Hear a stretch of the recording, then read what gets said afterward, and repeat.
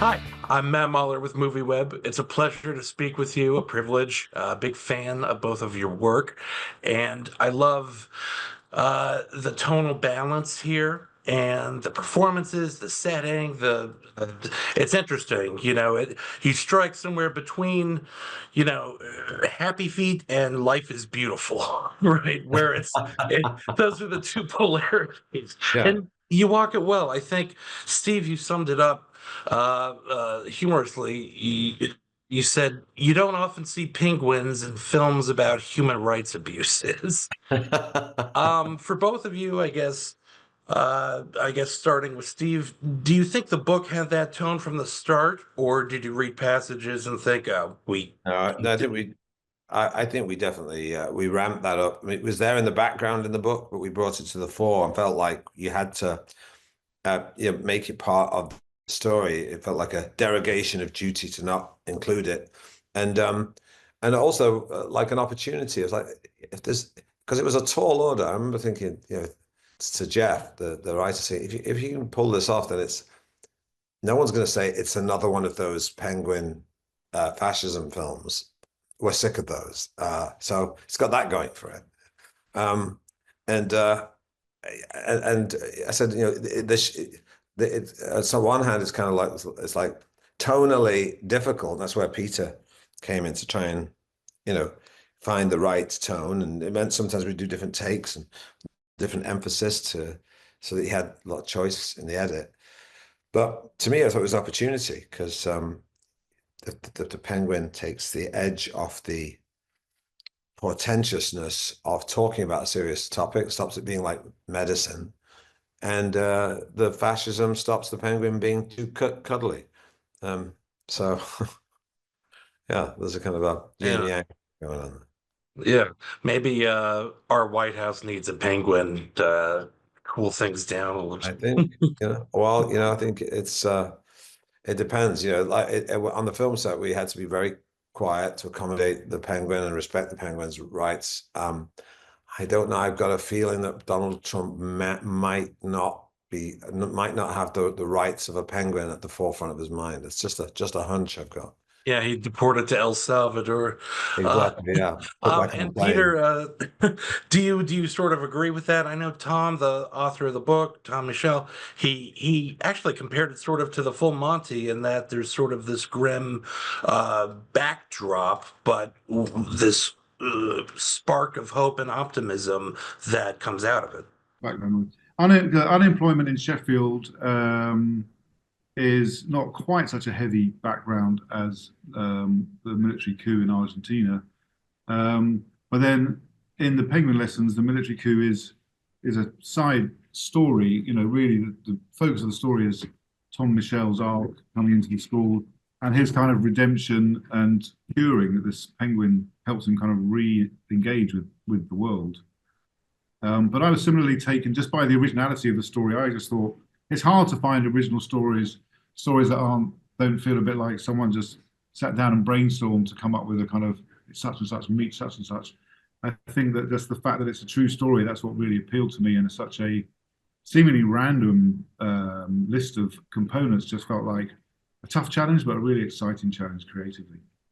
How much did you sort of mine from Tom outside of the book for both of you? Steve, did you notice anything about him specifically that you tried to Well, emulate or no, incorporate? No. no, I didn't. I mean, I'll be straight about that. In fact, Tom was too nice. Tom is too nice. He's still here. So I mean, we took the decision to make the character more cynical and a bit more bleak and selfish, and someone who didn't like penguins and didn't particularly like animals, or even in fact children, even though he's a teacher. And there are teachers who don't like children. I'm sure we're all aware of that. But but so we took that decision to move the character away from Tom, and Tom's very happy about that because he realizes that it creates a great kind of journey for us. And it's the thing, as Peter says, that the thread that links everything together is my character, my Tom Michel's, journey from cynical disengagement with the world and with either the wider world or even the world right in front of him, and the thing that challenges, the catalyst that challenges his cynicism and helps him re-engage and become just a kinder person is the penguin, and that makes him realize that you can't ignore the world, whether it's the world out there or the world right in front of you, you know. And even if you can't change the world, you know, you can affect things in your immediate vicinity by not being horrible. Yeah, it sometimes feels like a tall order in this world, but it's the smallness of the moments in this film that are beautiful like that. And Peter, I don't know if you wanted to add anything to that, but I was curious too. Uh, was it? I guess you had two main penguins. Was it Ricard and Baba? Correct. Was Ricard was presented. I mean, I was shown Ricard and Baba, and then three other penguins in still photographs, saying we'll use Ricard all the time, but we have Baba a second backup, and these others just in case for certain scenes we might use these. And they sent these photos. One was this big, tall, thin penguin. One was this tiny little squat, fat penguin. And one was a medium penguin, and one was a really happy-looking penguin. One was a really sad. I was like, mate, I thought you were supposed to be film animal people. You've never done this before. They've got to cut together. And they said, well, the thing is, penguins have kind of extendable spines. And as you see in the movie, sometimes he is all long and thin, and sometimes he is all. So we were able to interchange the penguins as they're identical. But Ricard was quite mellow and empathetic with people. And Steve did a great job kind of bonding with him. So he was our main hero. And then the others would come in and sub in for different scenes or when needed. Was one more of a diva than the other, or are they as notoriously smelly as some people say for either of you? Well, it's like, for example, you might say, oh, this one doesn't like being stroked, so he's a bit snappy. Don't go for that one. This one's a little more athletic. So if you want to do the scene where it don't want to give too much away, but where it jumps up steps, then you can use this one. But your kind of main penguin will be Ricard. And Ricard actually did have a genuine rapport with Steve. There are shots where it's in a wide shot, and you just know there's no cheating going on when you watch the movie, and it walks across the terrace and it has a little look up at Steve at the end of the scene, and he was quite intrigued by Steve, so you would get those genuine little moments between the two of them. Anything to add to that, Steve, about the olfactory nature or which penguin you preferred? Well, you know, Richard would sometimes, when I patted him in the morning, if he was in a bad mood, he might nip me just briefly. But I didn't mind that because I felt like I had to work hard. I had to work harder to win his affection, which I did. And yeah, we just got, you know, you got used to being patient with them. You can't get angry at a penguin if it doesn't do what you want. So you just work around the penguin. And it actually means the atmosphere on set was quite zen, because if you can't control something, you just have to kind of let the penguin lead the way to some extent, and just be ready when it does something that is you know you can use, and also be ready to improvise around the penguin, because he might not you know, give you the perfect response. Yeah. And I have to ask while I have you, I mean, a combination of one of the greatest movies of all time and you, one of the, I mean, best British actors, best actors right now, Dr. Strangelove. I'm really curious how bringing that up to date now feels, because it's so infamous seeing him try to keep his arm from Sieg Heiling in the film, and now Elon Musk is just doing it freely. How do Yeah. you sort of maintain the morbid shocks or absurdity of the original when the world seems to have caught up with it?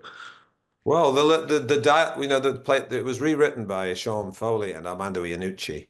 So the script definitely had a more resonant tone. Although there's lots of famous lines from the original still in you know, we had to make sure that film fans weren't disappointed and new fans could still get the jokes, and actually funnily enough, the Sieg Heiling and the Nazi salutes, of which I do a number within the show, probably the only time in my life I've done hell for a slightly left of center liberal. I've probably done more Nazi salutes in the last 6 months than maybe some Nazis.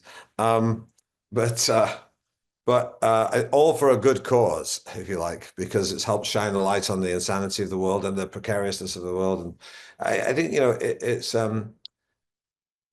if you're looking at that, and it's anyway, the screening on big screens where you can watch the kind of theatre production that we did in London, which works very well on a big screen, I have to say. But there's a kind of lineage. There is a sort of a common denominator between that and Penguin Lessons, which is that you can approach difficult subject matter in a kind of a delicate way that is not like taking medicine, which is and the Penguins was sort of the kind of linchpin of the whole thing. It was a great thing to revolve things around and sugar the pill of a tough personal journey against a very trying, traumatic period in the country's history where it's located.